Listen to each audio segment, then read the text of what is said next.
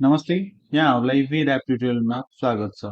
आज हामी हाम्रो यो एकाडेमिक पार्टमा चाहिँ इक्जाम डिटेलभित्र रहेको कस्टमाइजेसनको बारेमा एक्सप्लेन गर्न गइराखेको छौँ। सो कस्टमाइजेसन एक्सप्लेन गर्नुभन्दा पहिला चाहिँ त्यो के हो र त्यसबाट हामीले के कुराहरू गर्न सक्छौँ त्यो कुराहरू चाहिँ म ब्रिफली एक्सप्लेन गरिदिन्छु है। सो कस्टमाइजेसन भनेको चाहिँ हामीले हाम्रो रिपोर्ट कार्डमा अब माइनर माइनर कुराहरू चाहिँ चेन्जेसहरू गर्नु पर्यो भने चाहिँ हामीले यहीँबाट गर्न पाउँछौँ। फर इक्जाम्पल हाम्रो अब क्लास डिस्प्ले नेमहरू चेन्ज गर्नु पर्यो, फर्मेटहरूमा एडिबिएसको कुराहरू हुन्छ, इक्जामहरू कहिलेदेखि स्टार्ट गर्ने कहिलेदेखि इन्ड अप गर्ने कुराहरू हुन्छ, यो चाहिँ हाम्रो एडमिट कार्डहरूको लागि हुन्छ। सो त्यसमा चाहिँ अब प्रिन्सिपलको सिग्नेचरहरू देखाउने हो कि हाइड गर्ने हो त्यो कुराहरू भयो।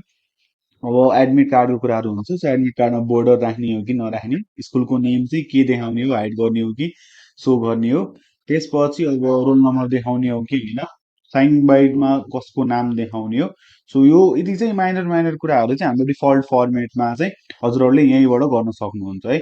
सो यो कसरी गर्ने भन्दाखेरि चाहिँ अब मैले यहाँ एउटा इक्जाम चुज गरेको छु र एउटा क्लास चुज गरेको छु र अर्को ट्याबमा चाहिँ मैले एकजना स्टुडेन्टको चाहिँ रिपोर्ट कार्ड पनि यहाँ खोलेर राखेको छु है।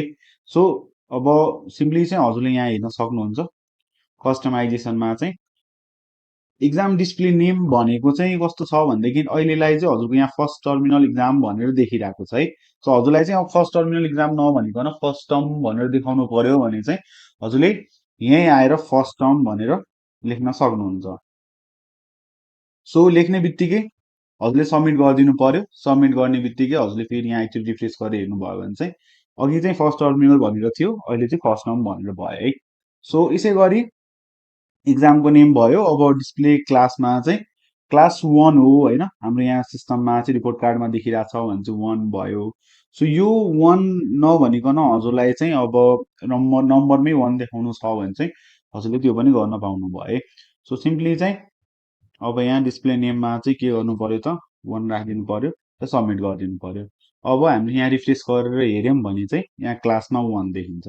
सो यस्तै यस्तै अब माइनर माइनर कुराहरू जुन चाहिँ हाम्रो रिपोर्ट कार्डमा डिफल्टमा चेन्जेसहरू गर्नु पर्यो भने चाहिँ हजुरले यहीँबाट गर्न सक्नुहुन्छ। जसरी अब स्टुडेन्टको ऱ्याङ्क देखाउने हो कि होइन, सो त्यो कुराहरू चाहिँ अहिले चाहिँ रिपोर्ट कार्डमा हजुरको ऱ्याङ्कहरू यता देखिरहेको छैन नि त।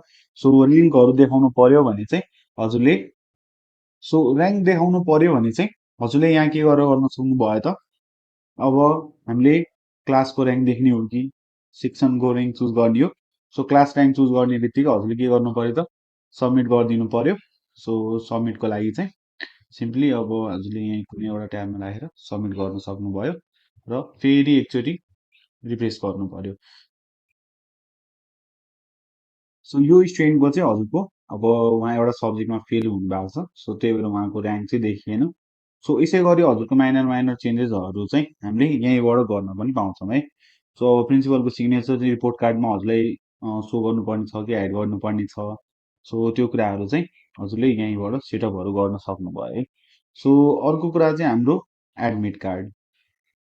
सो हजुरहरूले चाहिँ डिफल्ट एडमिट कार्ड चाहिँ भ्यू गर्दै हुनुहुन्छ, जुन चाहिँ अहिले मैले स्टुडेन्ट चुज गरेर एडमिट कार्डमा क्लिक गरेर चाहिँ एडमिट कार्ड यता भ्यू गरिराख्नु भएको छ। सो अब एडमिट कार्डबाट पनि हजुरको सानो माइनर माइनर कुराहरू जुन डिफल्टमा हुन्छ त्यो चाहिँ हजुरहरूले यहाँबाट गर्न सक्नुभयो। त्यसरी अहिले चाहिँ हजुरको बोर्डर देखिरहेको छैन, सो बोर्डरहरू चाहिँ देखाउनु पर्यो भने चाहिँ हजुरले यहाँ सो बोर्डर सो गर्न सक्नुभयो। स्कुलको नेम चाहिँ देखाउने हो कि होइन, देखाउने हो भने चाहिँ सो गर्नु पर्यो, नभए हाइड गर्नु पर्यो। सो अब एउटा कार्ड बोर्डरको हेर्नु पर्दाखेरि चाहिँ अहिलेसम्म बोर्डर छैन। सो अब मैले फेरि एकचोटि चुज गरेँ। सो यो इक्जाममा मैले भर्खरै सेटअप गरेको थिएँ, सो एउटा यहाँ बोर्डर पनि आउने भयो। सो यस्तै यस्तै गरेर हजुरको माइनर माइनर चेन्जेसहरू जुन हुन्छ त्यो कुराहरू चाहिँ हजुरहरूले यहीँबाट सेटअपहरू गर्न सक्नुभयो है।